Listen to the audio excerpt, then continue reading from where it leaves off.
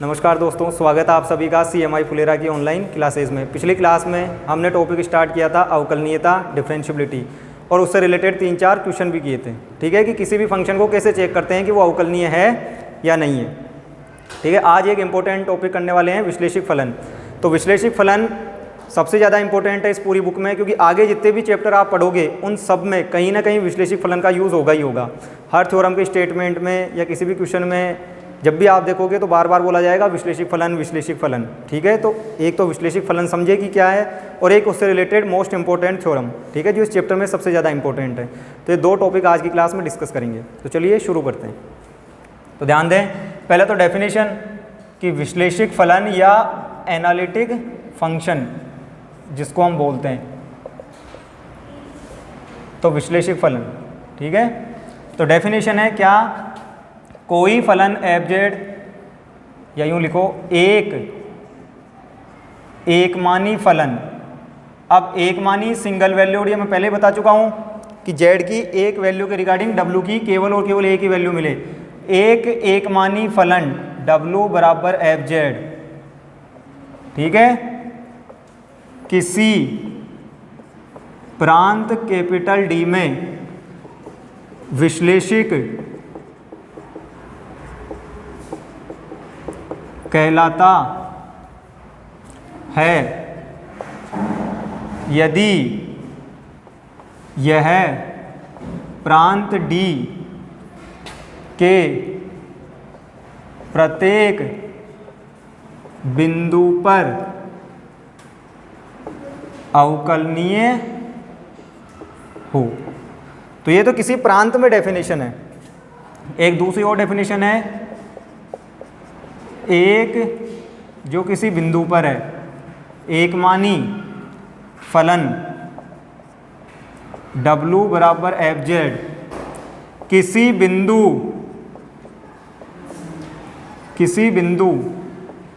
z0 पर। ठीक है, क्या बोल रहा हूं मैं, किसी बिंदु z0 पर विश्लेषिक कहलाता है यदि एकमानी फलन w बराबर f(z) किसी बिंदु z0 पर विश्लेषिक कहलाता है यदि यह z0 पर अवकलनीय है तथा साथ ही साथ z0 का कम से कम एक ऐसा प्रतिवेश विद्यमान है जिसके प्रत्येक बिंदु पर फलन f(z) अवकलनीय है। ठीक है,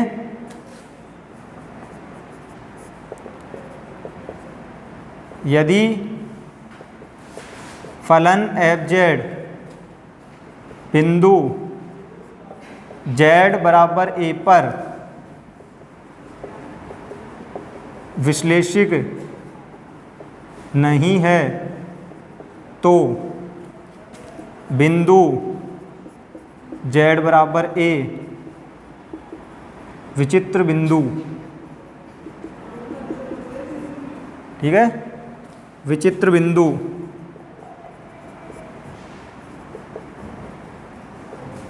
सिंगुलर पॉइंट कहलाता है।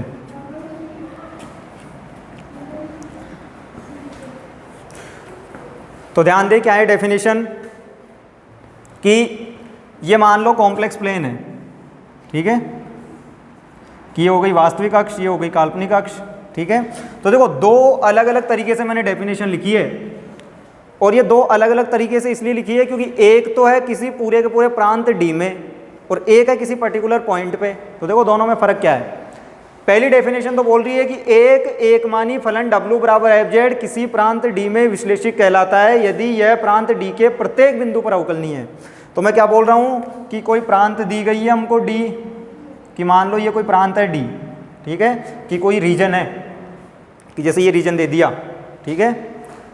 तो कॉम्प्लेक्स की सारी कैलकुलेशन मैं आपको पहली क्लास में बता चुका हूँ। एक कॉम्प्लेक्स प्लेन में चलती है, एक सम्मिश्र तल में चलती है। तो यहाँ पे जो प्रांत होंगे वो क्षेत्र या कोई भी रीजन हो सकता है, सर्कल टाइप का, स्क्वायर टाइप का, रेक्टेंगल टाइप का, आयताकार, वर्गाकार, वृत्ताकार या और भी किसी तरीके का, क्योंकि एक समतल है पूरा का पूरा, ठीक है।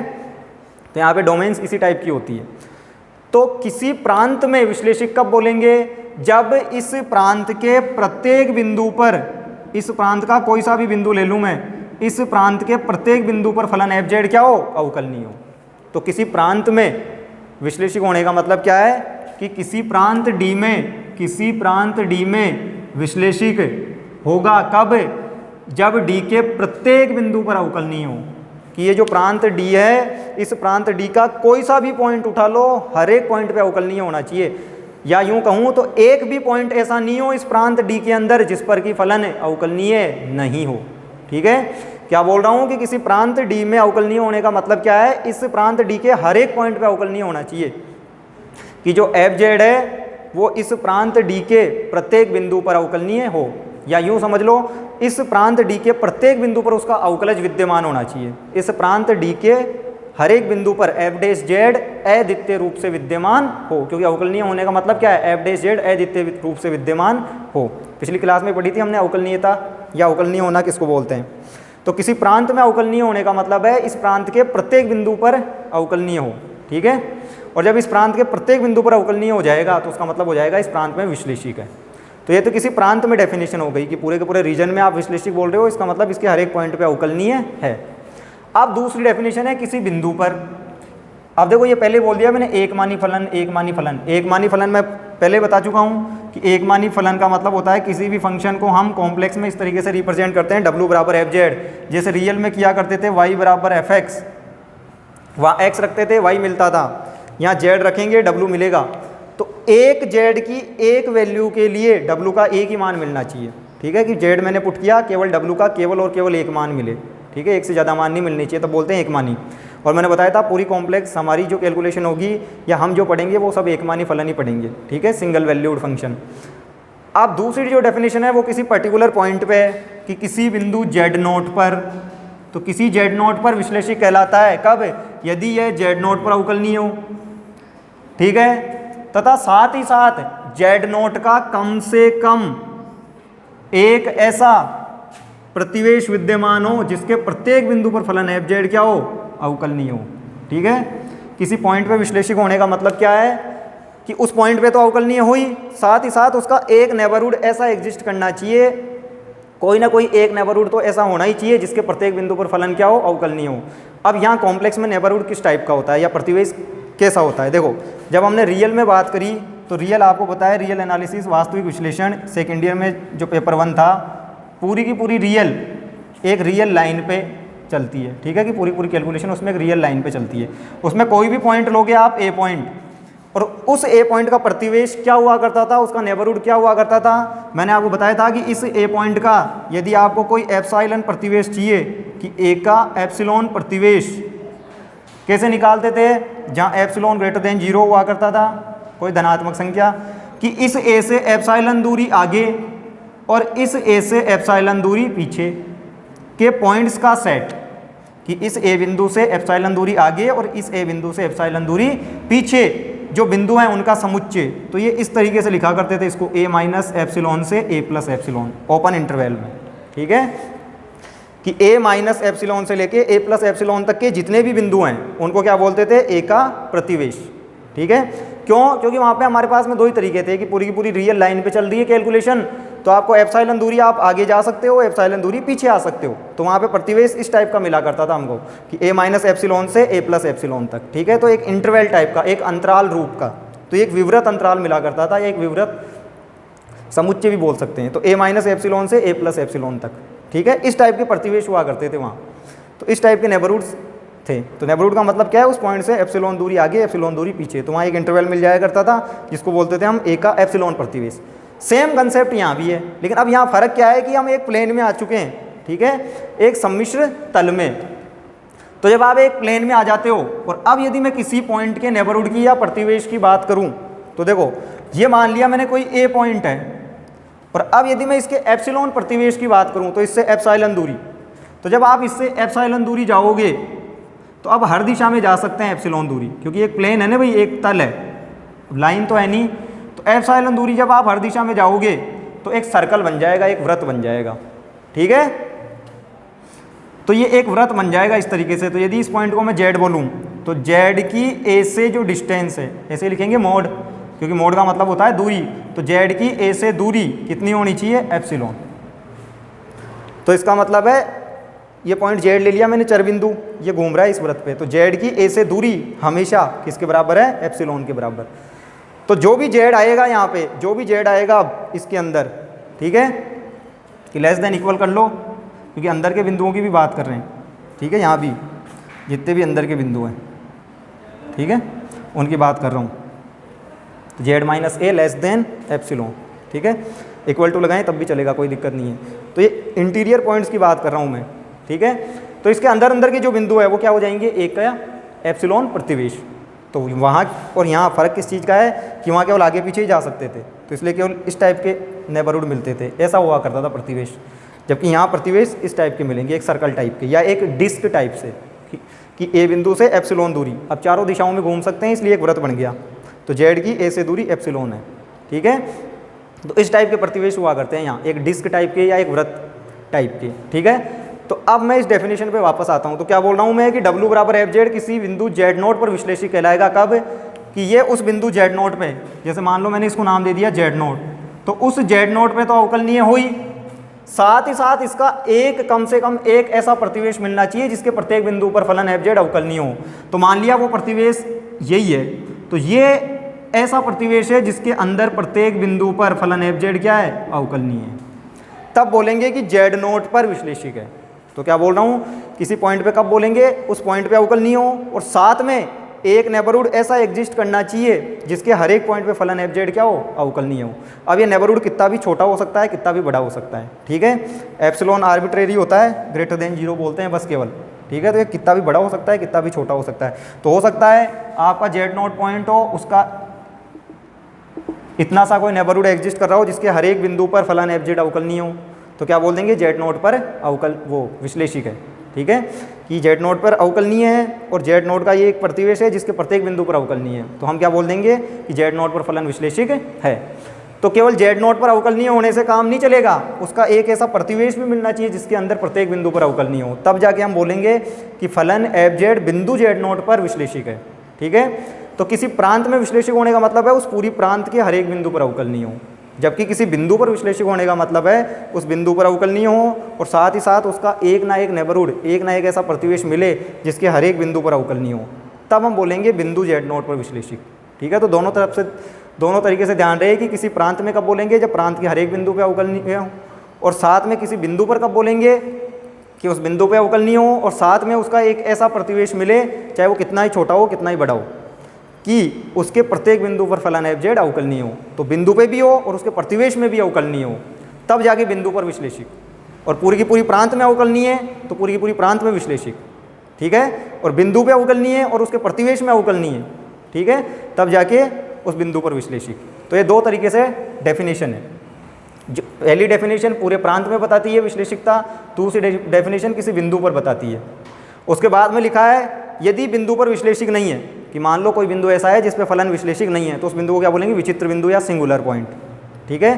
कि कोई भी बिंदु जिस पे विश्लेषिक नहीं है तो उसे क्या बोलते हैं, सिंगुलर पॉइंट या विचित्र बिंदु, ठीक है। तो अब नोट कर लें। अच्छा, विश्लेषिक फलन के 2-3 नाम और हैं, होलोमॉर्फिक फंक्शन, रेगुलर फंक्शन, ठीक है, या एनालिटिक फंक्शन भी बोल दिया करते हैं हम। तो इन सब का मतलब एक ही है, विश्लेषिक फलन। तो विश्लेषिक हिंदी में बोलते हैं, बाकी रेगुलर फलन या रेगुलर फंक्शन, होलोमॉर्फिक फंक्शन या एनालिटिक फंक्शन, ठीक है, ऐसे भी बोलते हैं।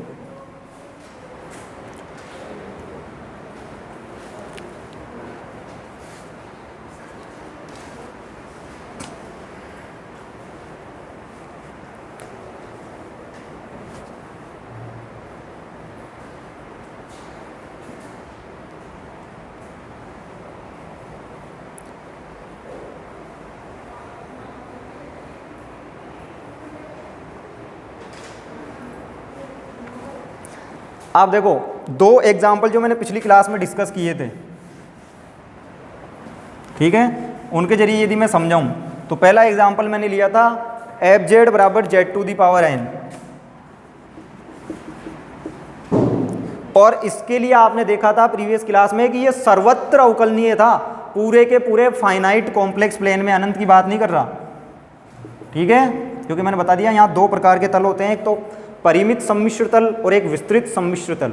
तो विस्तृत का मतलब होता है जब हम अनंत को भी शामिल कर लें, और जब अनंत को शामिल नहीं करते तब तक सम्मिश्र तल ही बोलते हैं, या परिमित सम्मिश्र तल या अर्गंड तल, ठीक है।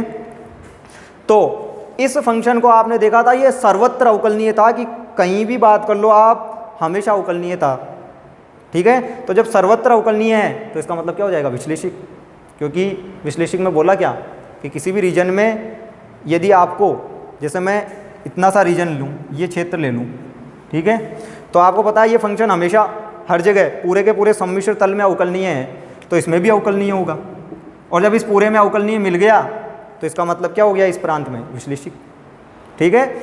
इसी तरीके से कोई सा भी रीजन ले लो आप इस कॉम्प्लेक्स प्लेन में, ये सर्वत्र अवकलनीय है तो इसमें भी अवकलनीय होगा, और जब इसमें अवकलनीय हो गया तो इसमें विश्लेषिक भी हो गया। तो ये फलन एफ जेड बराबर z to the power n सर्वत्र विश्लेषिक है, ठीक है, परिमित सम्मिश्र तल में। क्लियर।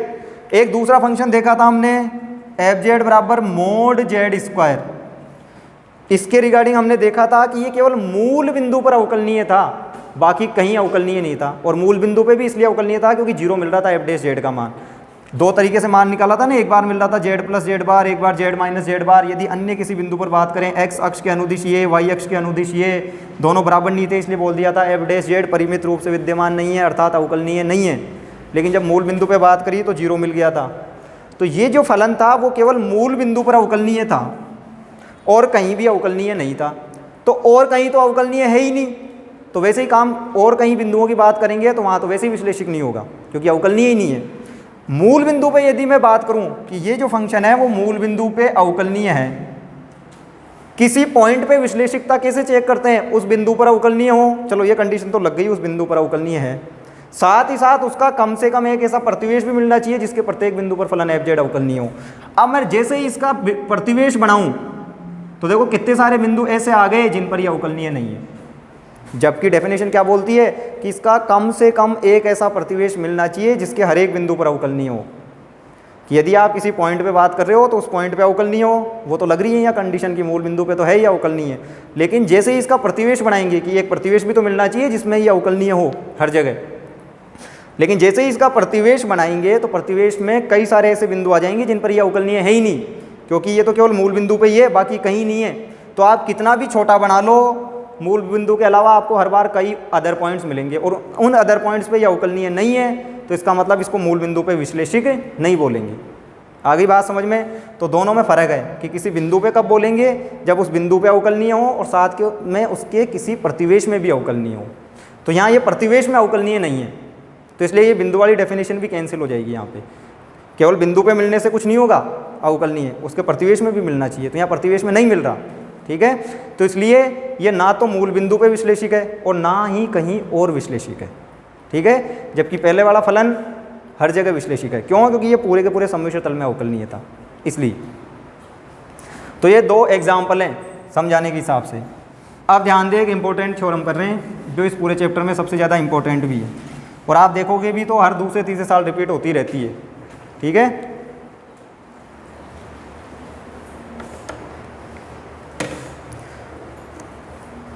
तो ध्यान दे क्या है थ्योरम। एफ जेड के विश्लेषिक होने के लिए आवश्यक प्रतिबंध है।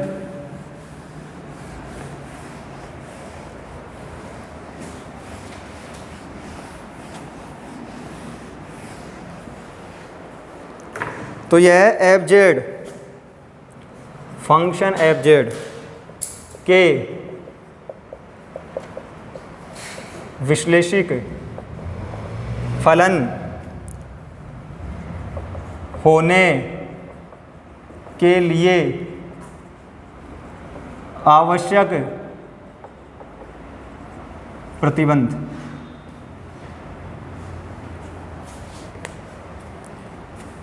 आवश्यक प्रतिबंध, तो necessary condition for f z to be analytic.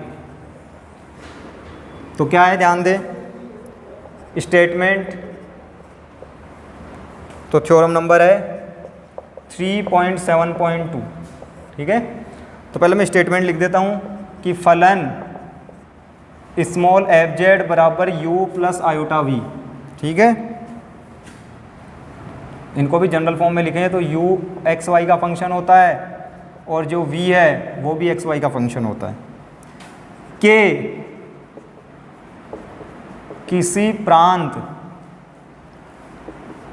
d में विश्लेषिक होने के लिए, किसी प्रांत d में विश्लेषिक होने के लिए आवश्यक प्रतिबंध है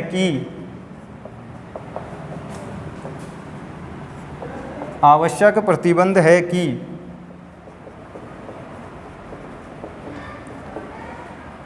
उस प्रांत में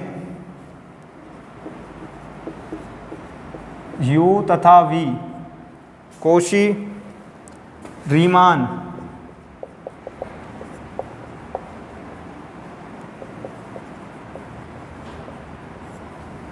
रीमान समीकरण संतुष्ट करते हैं, अर्थात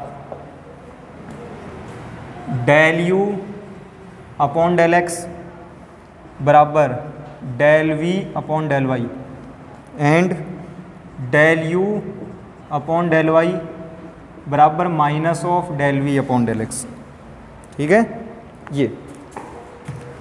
तो ये इक्वेशन सेटिस्फाई होनी चाहिए। तो नोट करें एक बार स्टेटमेंट, फिर बात करते हैं इसकी कि क्या बोल रहा है ये।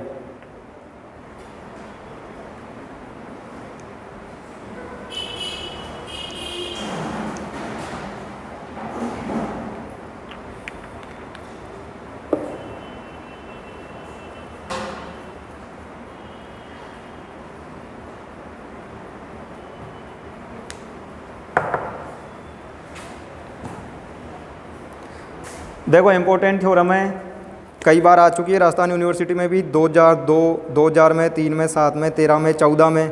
अब मेरी किताब 14 की है इसलिए इससे आगे इसमें लिखा हुआ नहीं है, उसके बाद भी, ठीक है, हर दूसरे तीसरे साल रिपीट होती रहती है। तो आवश्यक प्रतिबंध है या नेसेसरी कंडीशन है।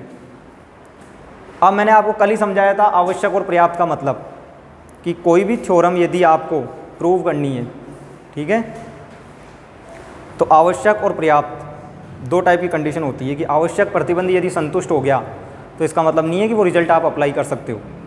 कि जैसे यहाँ बोला है विश्लेषिक, कि विश्लेषिक होना है, तो विश्लेषिक होने के लिए केवल आवश्यक प्रतिबंध है ये, ठीक है। तो आवश्यक प्रतिबंध यदि संतुष्ट हो जाता है तो इसका मतलब ये नहीं है कि फंक्शन विश्लेषिक हो जाएगा या फंक्शन एनालिटिक हो जाएगा, ठीक है। हम इसको उल्टे तरीके से बोलते हैं हमेशा, क्या, कि यदि फंक्शन एनालिटिक है तो ये आवश्यक प्रतिबंध तो लगेगा ही लगेगा, ठीक है। उसी दिन बताया था आपको कि जैसे आपको जॉब लगना है तो प्री और मेन दो एग्जाम है, तो प्री तो को मान सकते हो आप आवश्यक और मेन को मान सकते हो पर्याप्त। तो केवल आवश्यक प्रतिबंध संतुष्ट होने से आपको जॉब थोड़ी मिल जाएगी प्री पास करने से। हाँ, लेकिन उल्टा बोलूँ ये मैं, यदि कि आपकी जॉब लग गई तो इसका मतलब आवश्यक और पर्याप्त दोनों संतुष्ट है, प्री और मेन दोनों क्लियर थे, ठीक है ना। तो इसका काम यही होता है। तो यदि आपको विश्लेषिकता चेक करनी है ना, कि आप चाहते हो कि विश्लेषिक सिद्ध कर दूं, तो सिद्ध करने के लिए नहीं लगाएंगे इसको कभी भी, क्योंकि ये केवल आवश्यक प्रतिबंध है। इसको गलत सिद्ध करने के लिए लगाएंगे हमेशा, कि मान लो आपको ये दिखाना हो कि विश्लेषिक फलन नहीं है, ठीक है, तो क्या करेंगे, आवश्यक प्रतिबंध को फेल करवा दो कि ये कंडीशन ही नहीं लग रही, ठीक है। तो इसका मतलब वो विश्लेषिक नहीं हो सकता, क्योंकि यदि विश्लेषिक होना है तो आवश्यक और पर्याप्त दोनों प्रतिबंध संतुष्ट होनी चाहिए। तो ये केवल आवश्यक प्रतिबंध है, ठीक है। तो आवश्यक प्रतिबंध संतुष्ट होने से विश्लेषिक नहीं हो जाएगा, ठीक है। आवश्यक प्रतिबंध साथ में पर्याप्त प्रतिबंध भी, तब जाके विश्लेषिक होगा। हाँ, इसको उल्टे तरीके से मैं बोलूँ कि विश्लेषिक है तो फिर क्या आवश्यक प्रतिबंध और पर्याप्त प्रतिबंध संतुष्ट होंगे क्या? हाँ, तो होंगे। कि यदि कोई फलन विश्लेषिक है तो इसका मतलब वो आवश्यक प्रतिबंध भी लग जाएगा उस केस में और वो पर्याप्त प्रतिबंध भी संतुष्ट हो रहा होगा। तो हमें इसमें यही करना है कि आपको विश्लेषिक मानना है और ये दिखाना है कि ये कंडीशन संतुष्ट होगी, जिसको हम क्या बोलते हैं, फलन एफ जेड के विश्लेषिक होने के लिए आवश्यक प्रतिबंध, ठीक है। तो ये केवल आवश्यक प्रतिबंध है, पर्याप्त नहीं है, ठीक है। पर्याप्त नहीं है का मतलब ये है कि ये तो जरूरी है कि ये कंडीशन तो लगनी ही चाहिए, इसके साथ में और भी कुछ होना चाहिए, तब जाके फलन विश्लेषिक होगा। ठीक है, तो ये पर्याप्त नहीं है विश्लेषिकता के लिए, आवश्यक है कि हाँ ये तो होना ही चाहिए। ठीक है, और इसके साथ में भी एक कंडीशन और होगी अभी जो अगली थ्योरम में आएगी। ठीक है, तब जाके हम बोलेंगे कि फलन विश्लेषिक है। हाँ, लेकिन यदि इसका उल्टा मैं बात करूँ, विलोम जिसको हम बोलते हैं कि फलन विश्लेषिक हो चुका, तो विश्लेषिक हो चुका तो इसका मतलब दोनों स्टेप क्लियर थी, प्री और मेन वाली जो मैं बता रहा था कि जॉब लग चुकी, तो प्री और मेन दोनों क्लियर थी। तो यदि कोई विश्लेषिक बन चुका तो इसका मतलब उसने ये कंडीशन तो संतुष्ट कर ही दी और साथ में जो उसका पर्याप्त प्रतिबंध था वो भी संतुष्ट कर दिया। ठीक है, तो इसमें यही सिद्ध करना है आपको कि यदि फंक्शन विश्लेषिक बन चुका, यदि वो विश्लेषिक हो चुका, तो सिद्ध करें कि ये समीकरण संतुष्ट होगी या ये समीकरण संतुष्ट हो रही थी। ठीक है, इस तरीके से समझे इसको। तो इसमें हमको करना क्या है, इसमें हमको ये करना है कि फंक्शन को आप विश्लेषिक ले लेंगे और ये कंडीशन उसमें दिखा देंगे। ठीक है, इसका बेसिकली यूज़ क्या होगा कि जब भी हमको ये सिद्ध करना रहेगा ना कि फलन विश्लेषिक नहीं है, तो विश्लेषिक नहीं है तो इसका मतलब ये कंडीशन नहीं लग रही होगी। ठीक है, तो किसी की जॉब नहीं लगी तो इसका मतलब या तो प्री में फेल हो गया या मेन में फेल हो गया। ठीक है, तो यदि विश्लेषिक नहीं है तो हो सकता है ये कंडीशन संतुष्ट नहीं हो रही हो, या फिर हो सकता है इसका पर्याप्त प्रतिबंध संतुष्ट नहीं हो रहा हो। ठीक है, तो जनरली कई सवालों में तो यही कंडीशन संतुष्ट नहीं होती, तो हम डायरेक्ट यूँ बोल देते हैं कि विश्लेषिक नहीं है, क्योंकि यदि विश्लेषिक है कोई भी फलन तो ये कंडीशन जरूर संतुष्ट करेगा। ठीक है, तो अब आपको यही करना है कि मैं विश्लेषिक मान लूँगा और फिर ये कंडीशन दिखा दूंगा कि देखो ये कंडीशन संतुष्ट हो रही है। ठीक है, तो ये चीज़ क्लियर होनी चाहिए पहले तो कि आवश्यक और पर्याप्त का मतलब क्या होता है। कि आवश्यक का मतलब यदि आवश्यक प्रतिबंध संतुष्ट हो गया तो इसका मतलब ये नहीं कि आप वो थ्योरम का रिजल्ट अप्लाई कर दो जाके वहाँ पे, कि जैसे यहाँ विश्लेषिक बोला है तो इसका मतलब ये नहीं कि आप बोल दो जाके कि यहाँ आवश्यक प्रतिबंध संतुष्ट करवा के कि यहाँ विश्लेषिक हो गया। ठीक है, ये मतलब नहीं है इस स्टेटमेंट का। इसका मतलब क्या है कि फंक्शन विश्लेषिक बन चुका तो वो पहले ये कंडीशन संतुष्ट करके आया है। ठीक है, यदि कोई फलन विश्लेषिक ही है तो इसका मतलब ये संतुष्ट होगा ही होगा उस टाइम। ठीक है, इसका उल्टा यदि मैं बोलूँ कि ये संतुष्ट हो गया तो विश्लेषिक हो जाएगा क्या, नहीं। ठीक है, तो और भी सरल भाषा में समझना चाहो तो यूँ समझो, यदि कोई 12वीं पास कर चुका तो मैं ये बोल सकता हूँ कि 10वीं पास तो है ही है वो, लेकिन यदि 10वीं पास ही नहीं हुआ, ठीक है, तो इसका मतलब 12वीं भी नहीं है, यूँ समझ लें। तो इसको कॉन्ट्रा पॉजिटिव अप्रोच जो है इसकी वो उस तरीके से यूज़ करते हैं कि यदि कोई विश्लेषिक हो चुका तो इसका मतलब वो आवश्यक प्रतिबंध, ये CR इक्वेशन जिसको हम बोलते हैं कोशी-रीमान समीकरण है, ये दो समीकरण हैं, इनको बोलते हैं कोशी-रीमान समीकरण। तो यदि कोई विश्लेषिक हो चुका तो इसका मतलब वो CR इक्वेशन सेटिस्फाई करेगा ही करेगा। लेकिन यदि CR ही सेटिस्फाई नहीं हो रही तो इसका मतलब वो विश्लेषिक भी नहीं है, इस तरीके से। ठीक है, तो ये काम होता है आवश्यक प्रतिबंध का गलत सिद्ध करने में अधिकतर, कि जैसे विश्लेषिक नहीं दिखाना है तो हम दिखा देंगे कि देखो ये संतुष्ट नहीं हो रही। ठीक है, इस तरीके से। तो अभी तो क्या दिखाना है हमें, अभी तो हमें ये दिखाना है कि हम विश्लेषिक लेके चलें कि यहाँ फलन विश्लेषिक है और फिर उससे ये दिखाएं कि यहाँ देखो ये कोशी-रीमान समीकरण संतुष्ट होगी यदि वो विश्लेषिक है तो। ठीक है, क्योंकि यदि विश्लेषिक है तो आवश्यक प्रतिबंध और पर्याप्त प्रतिबंध दोनों संतुष्ट करके आया है। ठीक है, या दोनों संतुष्ट हो रहे हैं उस टाइम, तब जाके वो विश्लेषिक बनाएं। तो ध्यान दें, अब विश्लेषिक होने का मतलब क्या है भाई, पहले तो ये समझिए कि विश्लेषिकता की डेफिनेशन क्या थी। अब प्रांत की मैं बात कर रहा है किसी, तो किसी प्रांत डी में विश्लेषिक, तो प्रांत डी में विश्लेषिक की डेफिनेशन क्या थी कि उस प्रांत के प्रत्येक बिंदु पर अवकलनीय हो। तो ये विश्लेषिक है तो इसका मतलब प्रांत डी के प्रत्येक बिंदु पर अवकलनीय है, और प्रांत डी के प्रत्येक बिंदु पर अवकलनीय है। और अब अवकलनीय होने का मतलब क्या होता है कि अवकलज विद्यमान है f'(z). तो कुल मिला के इस लाइन का मतलब यह है कि प्रांत डी में विश्लेषिक है, विश्लेषिक है इसका मतलब हर जगह अवकलनीय है, और हर जगह अवकलनीय है तो इसका मतलब उस प्रांत के प्रत्येक बिंदु पर अवकलज विद्यमान है। तो f'(z) हर जगह उस प्रांत के हर एक पॉइंट पे विद्यमान है। तो पहले मैं वही लिख रहा हूँ जो कि इस स्टेटमेंट में दिया हुआ है। ठीक है, तो यदि प्रूफ देखें तो ध्यान दें क्या लिखेंगे, तो विश्लेषिक मानेंगे और ये संतुष्ट करवाएंगे। तो माना फलन f(z) प्रांत डी में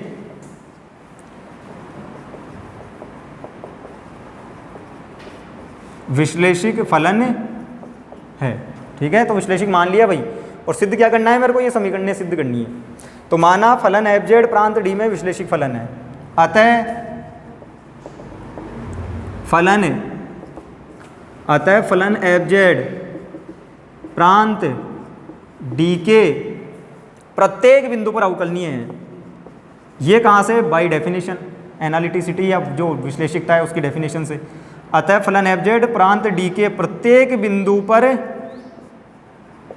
अवकलनीय है। देखो बिल्कुल सिंपल सी थ्योरम है, बस जैसे जैसे स्टेटमेंट बोल रहा है वैसे वैसे करते जाएंगे। अतः फलन एफ जेड प्रांत डी के प्रत्येक बिंदु पर अवकलनीय है। अतः प्रत्येक z belongs to capital D. इसका मतलब क्या हो गया? देखो, या तो आप लिख दो ऐसे थ्योरेटिकली कि प्रांत डी के प्रत्येक बिंदु पर, ठीक है, ये तो थ्योरेटिकली लिख दिया हमने, या फिर आप इसी को मैथमेटिकली लिख दो कि प्रत्येक जेड बिलोंग्स टू डी। तो इसका मतलब क्या है? प्रत्येक जेड जो कि किसका बिंदु है? डी का, ठीक है, प्रांत डी का।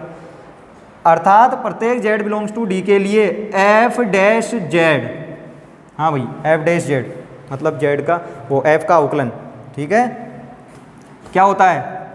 Limit delta z tends to 0 f z plus delta z minus f z upon delta z. यही था एफ डैश जेड का फॉर्मूला। अद्वितीय रूप से विद्यमान है तथा परिमित है। तो देखो तीन बातें बोल रहा हूं मैं। पहली तो क्या कि मैंने विश्लेषिक मान लिया। यदि विश्लेषिक मान लिया तो इसका मतलब उस प्रांत के प्रत्येक बिंदु पर अवकलनीय है, क्योंकि ये विश्लेषिक की डेफिनेशन है, ठीक है। और प्रांत के प्रत्येक बिंदु पर अवकलनीय है। और अब अवकलनीय की डेफिनेशन क्या है कि एफ डैश जेड विद्यमान होना चाहिए। तो ये तो मैं बोल रहा हूँ कि एफ डैश जेड विद्यमान होना चाहिए अद्वितीय और परिमित रूप से। तो ये तो लिखा है, अतः एफ डैश जेड अद्वितीय और परिमित रूप से विद्यमान है, ठीक है, हर एक बिंदु पर, क्योंकि हर एक बिंदु पर अवकलनीय है तो हर एक बिंदु पर एफ डैश जेड विद्यमान होगा।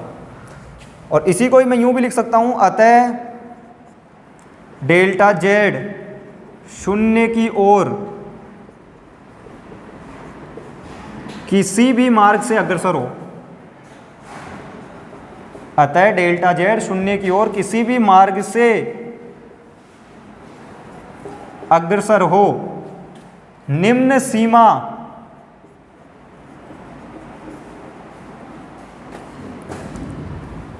कौन सी सीमा भाई? यही एफ डैश जेड बराबर limit delta z tends to 0 f z plus delta z minus f z upon delta z अद्वितीय तथा परिमित रूप से विद्यमान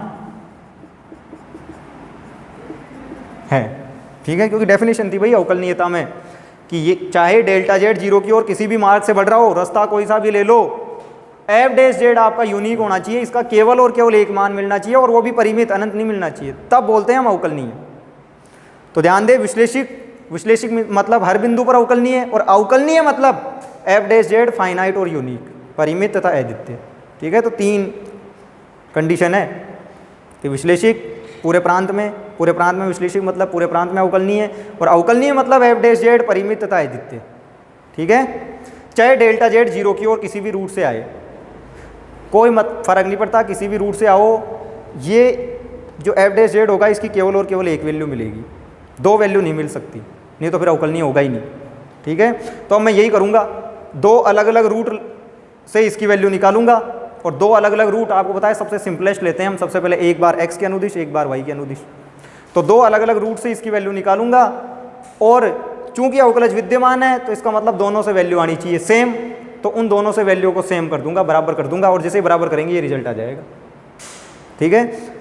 तो कोई भी मुश्किल काम नहीं है, जैसी डेफिनेशन बोल रही है कि एफ डैश जेड का मान यूनिक होना चाहिए, केवल और केवल एक मान आना चाहिए, चाहे किसी भी रूट से 0 की तरफ आएँ, तो 2 अलग अलग रूट से 0 की तरफ आएंगे, जो मान मिलेगा उसको बराबर कर देंगे, क्यों? क्योंकि मान तो सेम ही होना चाहिए किसी भी रूट से आए, और जैसे ही बराबर करोगे ये आपको ये रिजल्ट मिल जाएगा, ठीक है।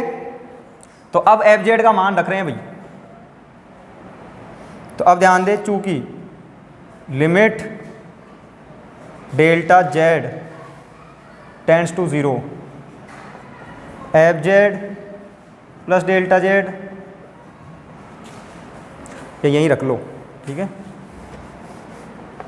यहीं रख देते हैं इसी जगह कि इसकी जगह यदि मान रखें तो limit delta z tends to 0 f z plus delta z. अब यहाँ देखो, यदि मैं यहाँ जेड प्लस डेल्टा जेड रखता हूँ तो जेड का मतलब होता है एक्स प्लस आयोटा वाई और डेल्टा जेड का मतलब होता है delta x plus iota delta y. तो देखो जेड बराबर होता है x plus iota y, delta z क्या हो जाएगा, delta x plus iota delta Y.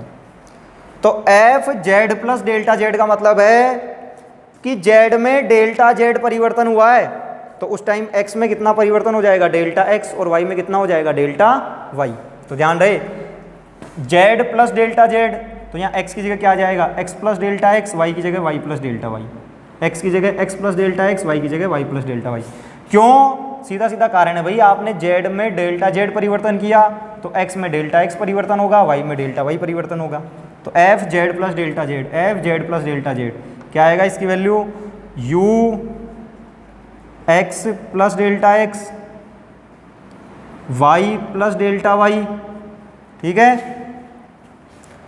Plus iota times v x plus delta x, y plus delta y, ठीक है, माइनस एफ जेड। तो एफ जेड की जगह ये वैल्यू वापस से रख देंगे पूरी की पूरी, ठीक है। तो एफ जेड की जगह ये वैल्यू पुट कर देंगे, क्या है, u x comma y plus iota v x comma y upon delta z. तो डेल्टा जेड की जगह delta x plus iota delta y. और यदि इस लिमिट की भी बात करूं मैं डेल्टा जेड की, तो देखो डेल्टा जेड किसके बराबर आया था भाई, डेल्टा जेड बराबर आया था, डेल्टा जेड बराबर था delta x plus iota delta y के। तो डेल्टा वाई टेंड्स टू 0, तो डेल्टा जेड 0 की तरफ बढ़ रहा है। तो डेल्टा जेड 0 होने का मतलब क्या है, डेल्टा एक्स भी 0, डेल्टा वाई भी 0, ठीक है। तो इसका मतलब है delta x tends to 0, delta y tends to 0, तो ऐसे भी लिख सकते हैं, ठीक है। तो इस तरीके से तो एक्स वाई में कन्वर्ट किया है, तो नोट करें एक बार फिर इससे आगे।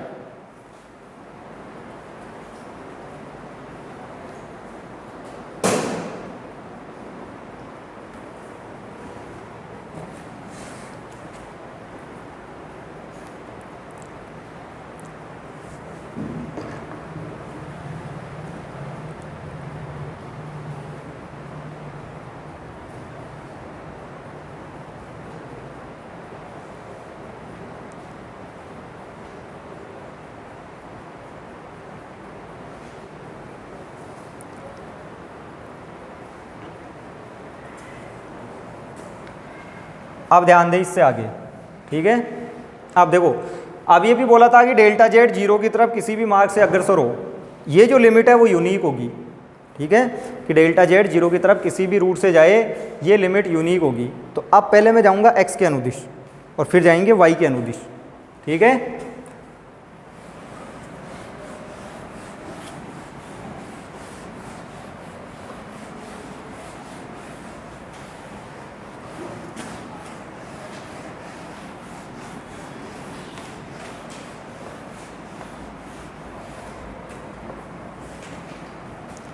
तो इसको बोल देता हूँ समीकरण 1, ठीक है, इसका यूज करेंगे अभी। तो अब केस फर्स्ट, ठीक है, कि केस फर्स्ट माना डेल्टा जेड 0 की ओर, ठीक है, एक्स अक्ष के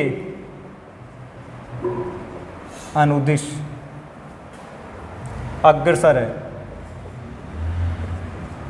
तो x अक्ष के अनुदिश 0 की ओर जा रहा है भाई।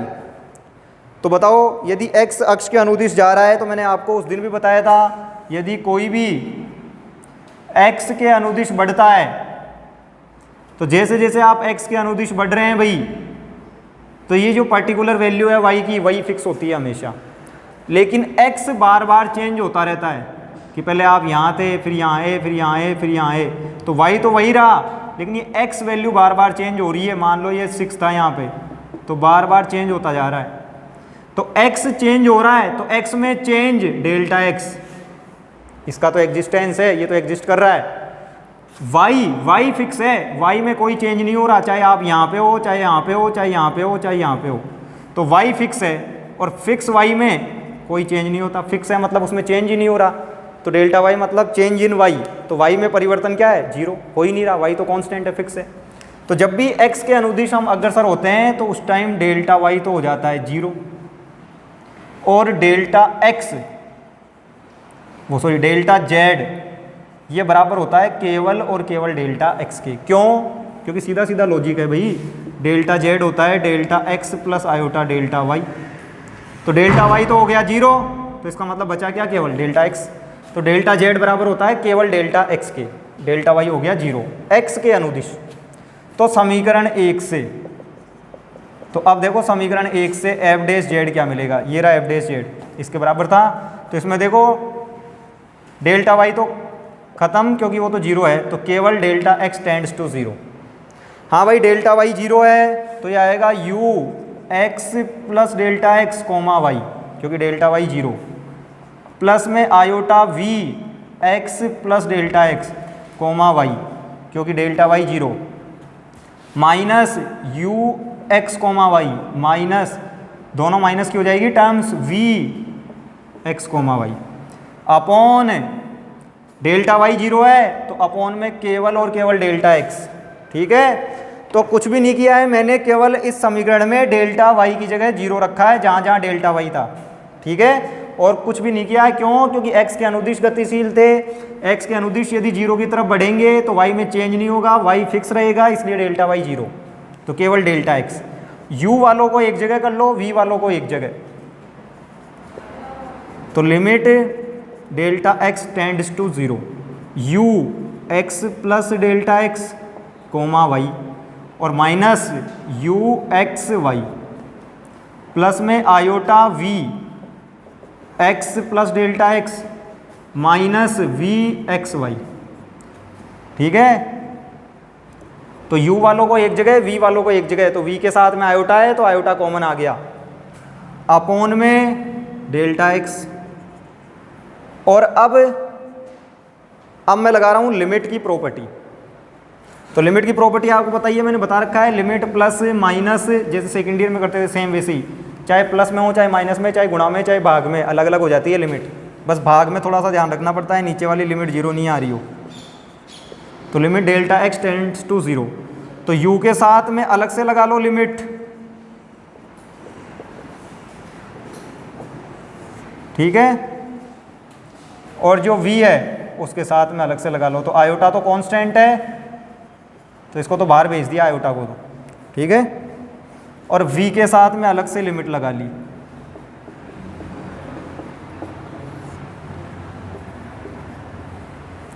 तो u फंक्शन के साथ में लिमिट अलग से, v फंक्शन के साथ में लिमिट अलग से, तो लिमिट को अलग अलग किया है केवल, और कुछ नहीं किया है भाई। और अब इन एक्सप्रेशंस को देखो आप, ये आपने फर्स्ट ईयर में देखे होंगे ऐसे एक्सप्रेशन, देखो ये क्या बोल रहा है। ठीक है, इसके जैसा एक्सप्रेशन और दिखाते हैं इस तरीके से, limit h tends to zero.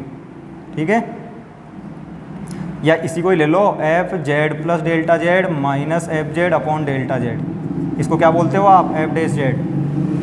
ठीक है, तो देखो f में परिवर्तन हुआ है, डेल्टा जेड का मतलब f में परिवर्तन हुआ है अपॉन डेल्टा जेड, जेड के सापेक्ष।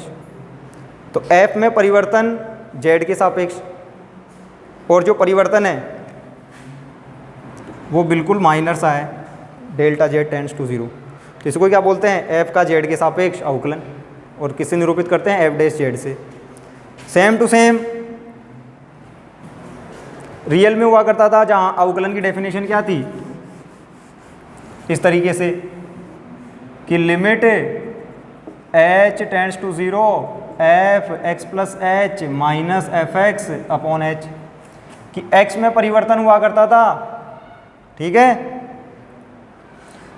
जो परिवर्तन हुआ करता था नीचे था ही, और ये जो परिवर्तन था बिल्कुल माइनर सा था, और इसी को क्या बोलते थे हम, एफ डैश एक्स।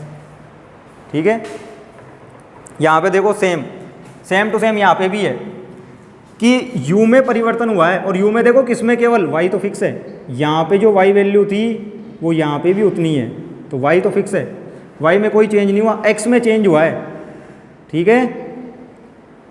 तो u फंक्शन की x वैल्यू में चेंज हुआ है, ठीक है, x के सापेक्ष, और वही जो चेंज है वो जीरो की तरफ टेंड कर रहा है, माइनर सा चेंज है, ठीक है। तो ये जो डेफिनेशन है भाई, ये किसकी डेफिनेशन है? तो देखो y तो फिक्स है, u में चेंज x के सापेक्ष, तो ये है del u upon del x, कि u का x के सापेक्ष अवकलन, लेकिन आंशिक। क्यों? क्योंकि देखो y फिक्स है, आंशिक अवकलन ऐसे ही तो करते हैं, x के सापेक्ष आंशिक अवकलन कैसे करते हो? y को छोड़ देते हैं, y को फिक्स रखते हैं, केवल x वाले फंक्शंस को डिफरेंशिएट करते हैं। तो यही तो है कि y तो फिक्स है, केवल u में चेंज हुआ है x के सापेक्ष, तो ये क्या है? Del u upon del x, ठीक है। जैसे फर्स्ट ईयर में डेफिनेशन थी आंशिक अवकलन की, वहाँ से आयोटा, यहाँ भी देखो, अच्छा यहाँ y नहीं लिखा क्या मैंने? y लिख लेना भाई, ये साथ में y था, कोमा y, ठीक है, ये y था ना, डेल्टा y 0 हुआ था, तो y तो चल ही रहा था साथ में, ठीक है। तो y तो फिक्स है, केवल x में चेंज हुआ है x के रेस्पेक्ट में, तो ये क्या हो जाएगा? v का, ठीक है, x के सापेक्ष आंशिक अवकलन, तो ये हो जाएगा v का x के सापेक्ष आंशिक अवकलन, ठीक है, क्योंकि डेल्टा y 0 हुआ था, तो ये y तो फिक्स ही था, ठीक है। तो y को लिखना भूल गए थे, तो y साथ में चल रहा है, तो y तो फिक्स है, y तो कांस्टेंट है, उसमें कोई चेंज नहीं है, x में चेंज हुआ है v की x वैल्यू में, x के सापेक्ष, ठीक है। तो ये क्या है? v का x के सापेक्ष अवकलन, ध्यान दें। तो ये वैल्यू आई है f डैश जेड की, कब? जब x अक्ष के अनुदिश डेल्टा जेड 0 की तरफ बढ़ रहा हो उस time. Same to same calculation करेंगे किसके लिए? y अक्ष के लिए, जब y अक्ष के अनुदिश शून्य की ओर अग्रसर हो। तो नोट करें इसको, फिर करते हैं।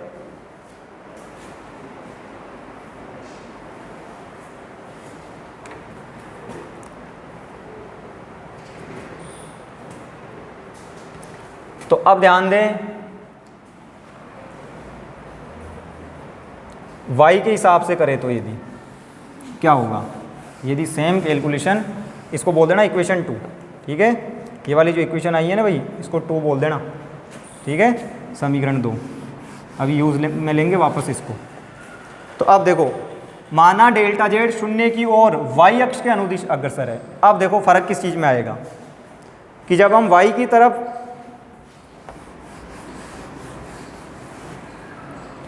जब भी हम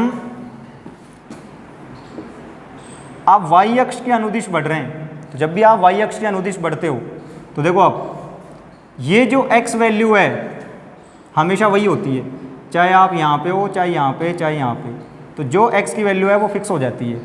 लेकिन y बार बार चेंज होता है, कि y बार बार चेंज हो रहा है, तो यहाँ x फिक्स है, तो x फिक्स है तो इसका मतलब डेल्टा x 0,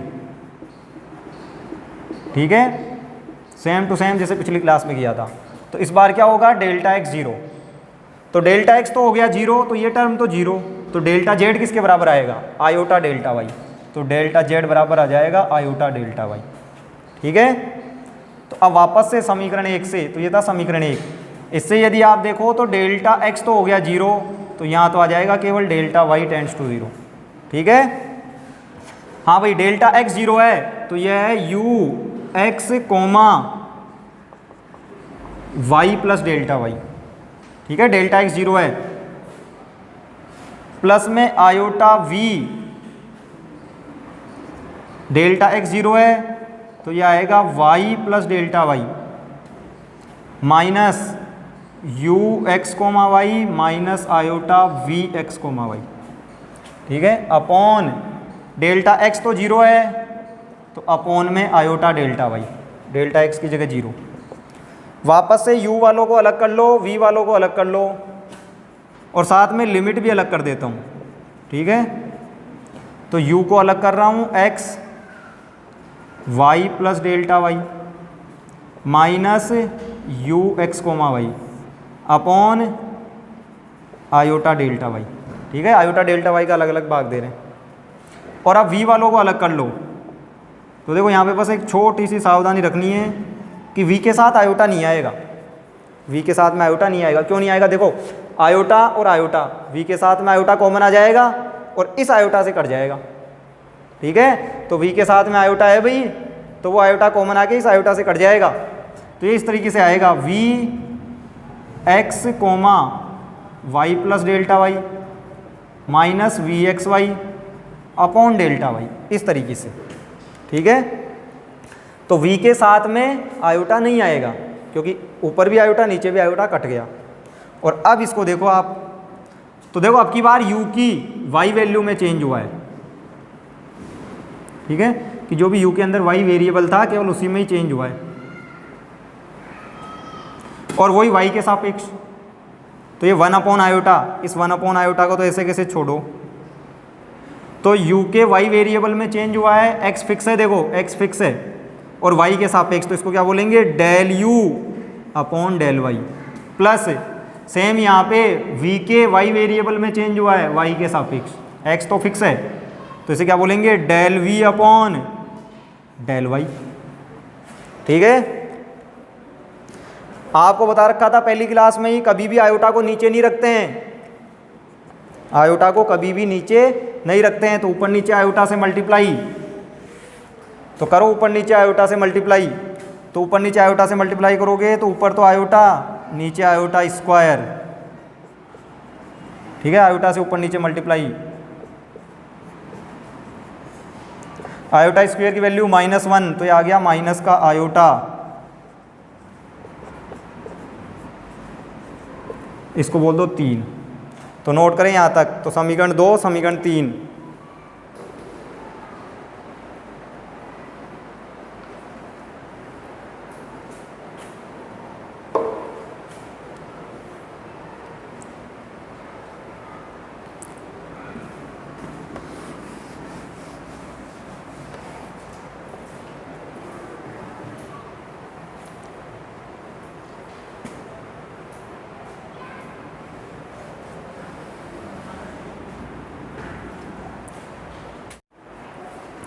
तो ध्यान दे, 2 अलग अलग मार्गों से वैल्यू निकालिए भाई, एक तो x के अनुदिश और एक y के अनुदिश, ठीक है। तो समीकरण 2 और समीकरण 3, तो देखो अब ध्यान दे, चूंकि f डैश जेड अद्वितीय रूप से विद्यमान है प्रत्येक z belongs to capital D के लिए, कि संपूर्ण D प्रांत में f डैश जेड अद्वितीय रूप से विद्यमान है। इसका मतलब यह है कि चाहे D का कोई सा भी बिंदु लो, f डैश जेड का मान यूनिक आएगा, केवल और केवल एक मान आएगा, किसी भी मार्ग से निकालो, यही मतलब होता है अवकलनीय होने का। तो मैंने 2 अलग अलग मार्गों से मान निकाला है अभी अभी आपके सामने, एक बार तो निकाला x के अनुदिश, एक बार निकाला y के अनुदिश, ठीक है। तो इसका मतलब किसी भी मार्ग से मान निकालूं, मान सेम आना चाहिए, केवल और केवल एक मान आना चाहिए, मतलब सेम मान आना चाहिए। तो इसका मतलब चाहे मैं x के अनुदिश निकालूं चाहे y के अनुदिश निकालूं, मान होना चाहिए सेम। तो इसका मतलब समीकरण 2 व समीकरण 3 से जो मान मिला है वो बराबर होना चाहिए। तो समीकरण 2 से मिला था del u upon del x plus iota del v upon del x, ये मान मिला था मेरे को समीकरण 2 से, ये बराबर होना चाहिए किसके, जो मान मिला है समीकरण 3 से। तो समीकरण 3 से मिला है माइनस का iota del u upon del y plus में del v upon del y, ठीक है, ये मान मिला है समीकरण 3 से। और ये मान होना चाहिए बराबर, क्यों, क्योंकि एफ डैश जेड यूनिक है, अद्वितीय है, एफ डैश जेड का केवल और केवल एक मान है, तो किसी भी मार्ग से निकालो वो मान सेम आएगा। और भी किसी मार्ग से निकालता ना उसको भी बराबर कर देता, क्यों, क्योंकि केवल एक मान आना चाहिए एफ डैश जेड का, इसलिए। और अब आपको पता है 2 सम्मिश्र संख्याएं कब बराबर होती है, जब वास्तविक भाग वास्तविक के बराबर हो, जब काल्पनिक भाग काल्पनिक के बराबर हो। तो वास्तविक का मतलब जो बिना आयोटा वाला है, तो बिना आयोटा वाला कौन सा है, या यहाँ पे लिख लें आप पहले, वास्तविक तथा काल्पनिक भागों की तुलना से। तो वास्तविक तथा काल्पनिक भागों की तुलना करने पर तो वास्तविक और काल्पनिक भागों की तुलना, वास्तविक का मतलब बिना आयोटा वाले कौन कौन है भाई, del u upon del x और del v upon del y, ठीक है, एंड या कॉमा लगा लो बीच में। काल्पनिक भाग कौन कौन से हैं, यहां पे तो है del v upon del x, ठीक है, और यहां पे कौन है, माइनस का del u upon del y, यही है ना। देखो बिना आयोटा के तो del u upon del x, del v upon del y, तो ये तो बिना आयोटा वाले, इनको बराबर कर दिया। आयोटा वाले, इसमें आयोटा के साथ में है del v upon del x और यहाँ आयोटा के साथ में है माइनस का del u upon del y, तो इनको बोलते हैं कोशी रीमान समीकरण, इनको, ठीक है। शॉर्ट में हम यू भी लिख दिया करते हैं, यू एक्स बराबर वी वाई, तो यू एक्स का मतलब है यू का एक्स के सापेक्ष आंशिक अवकलन, वी वाई का मतलब है वी का वाई के सापेक्ष आंशिक अवकलन, वी एक्स बराबर यू वाई, तो v का x के सापेक्ष आंशिक अवकलन बराबर u का y के सापेक्ष आंशिक अवकलन, लेकिन माइनस में, ठीक है। तो ux बराबर वी वाई, वी एक्स बराबर माइनस यू वाई, इस तरीके से, तो इनको बोलते हैं कोशी रीमान समीकरण। तो यदि कोई फंक्शन एनालिटिक है, यदि कोई फंक्शन विश्लेषिक है, तो ये समीकरण संतुष्ट होगी ही होगी। लेकिन इसका उल्टा यदि मैं बोलूं कि यदि ये समीकरण संतुष्ट है तो फलन विश्लेषिक हो जाएगा क्या, नहीं, ये केवल आवश्यक प्रतिबंध है, पर्याप्त नहीं है, ये इनका संतुष्ट होना पर्याप्त नहीं है, पर्याप्त कंडीशन भी आएगी, वो भी संतुष्ट होनी है, जब तब जाके बोलेंगे विश्लेषिक। इसका काम क्या है, इसका काम है विश्लेषिक नहीं सिद्ध करना। कैसे, कि मान लो ये संतुष्टि नहीं हो रही हो, ठीक है, अब ये भी लिख के बताया था, विश्लेषिक है तो रीमान समीकरण संतुष्ट होगी, समीकरण संतुष्ट नहीं है तो इसका मतलब विश्लेषिक नहीं है, ठीक है। तो जब भी ये समीकरण नहीं लगे तो इसका मतलब अब विश्लेषिक नहीं हो सकता, इनका संतुष्ट होना जरूरी है उस टाइम। एफ डैश जेड, देखो ये जो दोनों मान थे भाई वो एफ डैश जेड के ही तो थे, ये वाला और ये वाला, एफ डैश जेड के ही तो मान थे ये दोनों, एफ डैश जेड के ही तो मान निकाले थे हमने दो अलग अलग रास्तों से, एक बार एक्स के अनुदिश एक बार वाई के अनुदिश, और बोला था फिर एफ डैश जेड अद्वितीय होना चाहिए, केवल एक मान मिलना चाहिए, इसलिए दोनों को बराबर कर दिया था। तो ये एफ डैश जेड का मान ही था del u upon del x iota del v upon del x. तो इसका एक और इम्पोर्टेंट यूज़ है क्या, देखो एफ डैश जेड का मतलब है एफ का जेड के सापेक्ष अवकलन, ठीक है। यहां से यदि मैं देखूं तो देखो डेल बाई डेल एक्स ये तो ऑपरेटर है, कॉमन क्या जाएगा u प्लस आयोटा v, यही तो है इसका मतलब कि del u upon del x आ रहा है, del u upon del x plus में आयोटा, आयोटा तो ऐसे ही है, del v upon del x तो del v upon del x, तो इस एक्सप्रेशन को ऐसे भी लिख सकते हैं, ठीक है। और ये u प्लस आयोटा v यही तो क्या है f, यही तो f है, स्टेटमेंट में लिखा हुआ है, कॉपी खोल के देखो अपनी, एफ जेड बराबर u प्लस आयोटा v, तो u प्लस आयोटा v उसकी जगह f। तो ये एक इंपॉर्टेंट रिजल्ट मिल गया आपको, और ये रिजल्ट बड़े काम का है। अब इसका काम कैसे, अब वो समझे।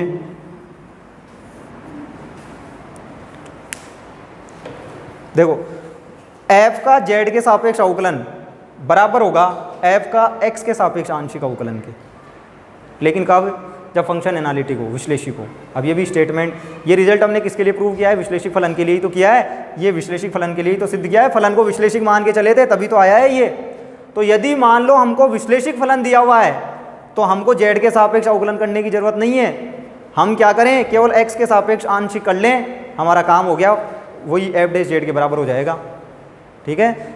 तो यह है संपूर्ण अवकलन एफ डैश जेड, तो जेड के सापेक्ष संपूर्ण अवकलन, और यह एफ का ही एक्स के सापेक्ष आंशिक अवकलन। आपको पता होना चाहिए हमेशा आंशिक अवकलन संपूर्ण से आसान होता है, क्यों, क्योंकि आंशिक अवकलन हम जब भी करते हैं तो एक्स के सापेक्ष कर रहे हो तो वाई को छोड़ दिया करते हैं, वाई को एज ए कॉन्स्टेंट रखते हैं, जबकि संपूर्ण में एक्स वाई दोनों का ध्यान रखना पड़ता है, ठीक है। तो यदि फलन विश्लेषिक है तो आपको जेड के सापेक्ष अवकलन करने की जरूरत नहीं है, आप डायरेक्ट उसका एक्स के सापेक्ष करें, और वो भी आंशिक। यदि गलती से वाई अकेला दिख जाए तो जीरो, और किसी के साथ में हो तो ऐसे कैसे छोड़ देंगे। तो ये एक इंपॉर्टेंट रिजल्ट और आ गया कि यदि कोई फलन विश्लेषिक है और हमें मान लो उसका अवकलन करना है तो हम जेड के सापेक्ष नहीं करेंगे, हम डायरेक्ट एक्स के सापेक्ष कर लेंगे आंशिक, उतना ही आना है, ठीक है। या फिर एफ डैश जेड बराबर, देखो दूसरा रिजल्ट ये रहा। आप x के सापेक्ष नहीं करना चाहते कोई बात नहीं, अभी y के हिसाब से रिजल्ट निकाल देते हैं। तो माइनस का iota delta u upon delta y plus में delta v upon delta y। अब मैं इसको वापस से एडजस्ट करूँगा u प्लस आयोटा v की फॉर्म में। अभी यदि मैं direct del upon del y common लूँगा ना, नहीं होगा, अभी नहीं होगा डायरेक्ट। कैसे? यदि डेल अपॉन डेल y को मैं एज ए ऑपरेटर बाहर रखूँ तो ये आएगा माइनस u प्लस v, और माइनस u प्लस v ये थोड़ी है f तो u प्लस आयोटा v है। तो इसके लिए क्या किया जा रहा है, ध्यान दें, माइनस आयोटा ऐसे कैसे, del u upon del y। इस प्लस की जगह बताओ मैं ऐसे लिख सकता हूँ क्या, माइनस आयोटा स्क्वायर है भाई। क्यों? क्योंकि आयोटा स्क्वायर का मान होता है -1 माइनस माइनस प्लस, सही है, प्लस कि आयोटा स्क्वायर की वैल्यू -1 माइनस माइनस प्लस। और अब यहाँ से आप कॉमन ले लो माइनस आयोटा, तो ये माइनस आयोटा कॉमन, तो minus iota del upon del y। तो बचेगा क्या, यहाँ बच जाएगा u और यहाँ बच जाएगा आयोटा v। देख लो सही लिखा है गलत, सही है बिल्कुल, कि माइनस आयोटा u, तो देखो माइनस आयोटा u ही तो था, कि minus iota del u upon del y minus iota del u upon del y, और minus iota into iota minus iota square, और del v upon del y तो del v upon del y तो था। ठीक है, तो minus iota common लिया है, तो minus iota del upon del y, और u प्लस आयोटा v इसको बोल दिया f। तो ये एक और रिजल्ट आ गया f डैश जेड का। तो ये भी आसान सा ही है कि यदि फलन विश्लेषिक है, यदि f विश्लेषिक है, कि यदि फलन विश्लेषिक है, यदि f विश्लेषिक है, तो आप क्या करें, उस f का z के सापेक्ष आपको अवकलन करना है। आप मत करो z के सापेक्ष, आप क्या करो, f का y के सापेक्ष करो आंशिक, और उसको माइनस आयोटा से गुणा कर दो, सेम रिजल्ट आ जाएगा आपके पास में। आंशिक अवकलन आसान होता है तो इसलिए ये आसानी से कैलकुलेट हो जाएगा। ठीक है, कि आप z के सापेक्ष मत करो, आप क्या करो, उसका y के सापेक्ष करो आंशिक, और उसको माइनस आयोटा से गुणा कर दो। फॉर एग्जांपल f इस तरीके से लिखा हुआ है, मान लो x square plus y square plus में आयोटा 2x क्यूब y, ये है f। अब मैं बोल रहा हूँ f डैश जेड निकाल के बताओ। तो अब जब आप f डैश जेड निकालोगे भाई, तो कैसे निकालोगे, मान लिया ये फलन विश्लेषिक है, ठीक है, तो जब विश्लेषिक होगा ना तभी कर सकते हैं ऐसा, हर किसी फंक्शन के केस में भी नहीं कर सकते। कहीं आप हर किसी के में शुरू हो जाओ, तो केवल विश्लेषिक फलन के केस में कर सकते हैं, क्योंकि विश्लेषिक के केस में सिद्ध किया है हमने ये।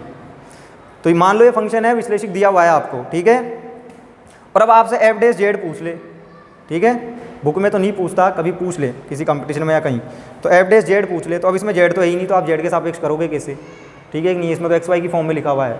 तो एक तरीका तो है कि आप इसको जेड के फॉर्म में लिखो, जेड बराबर एक्स प्लस आयोटा वाई होता है, तो उससे कन्वर्ट करके या तो जेड की फॉर्म में लिखो, या फिर मान लो आपको फंक्शन एनालिटिक दिया हुआ है, कि मान लो ये फलन दिया हुआ है आपको कि विश्लेषिक है, तो आपको रिजल्ट पता है कि आप f का x के सापेक्ष करके निकाल लो, तो वही f डैश जेड के बराबर हो जाता है। तो इसका केवल x के सापेक्ष कर लेंगे आंशिक, तो वही क्या हो जाएगा, f डैश जेड। तो जब आप x के सापेक्ष आंशिक करोगे तो x स्क्वायर का 2x, y स्क्वायर का 0, आयोटा x क्यूब का 3x स्क्वायर, और ये y ऐसे कैसे, ऐसे ही तो करते हैं आंशिक, y किसी के साथ में हो तो छोड़ देते हैं और अकेला हो तो 0।